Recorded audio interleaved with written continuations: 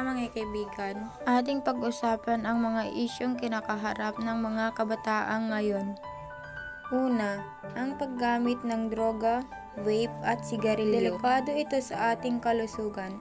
Pero bakit nga ba ito nagiging uso? Madalas dahil sa pressure ng barkada, curiosity, o para maibsan ang stress. Importante na malaman natin na may mga paraan para makaiwas at humingi ng tulong kung kailangan.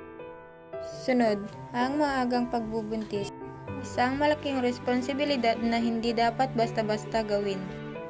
Kailangan ng edukasyon sa sexualidad at pag-alam sa mga paraan para maprotektahan ang sarili. At syempre, ang pagka-addict sa cellphone at online games. Nakakasama ito sa ating kalusugan, lalo na sa ating mata at mental health. Kailangan natin ng balance. Maglaan tayo ng oras sa iba't ibang activities, tulad ng pagbabasa, paglalaro sa labas, o pakikipag-usap sa pamilya at kaibigan.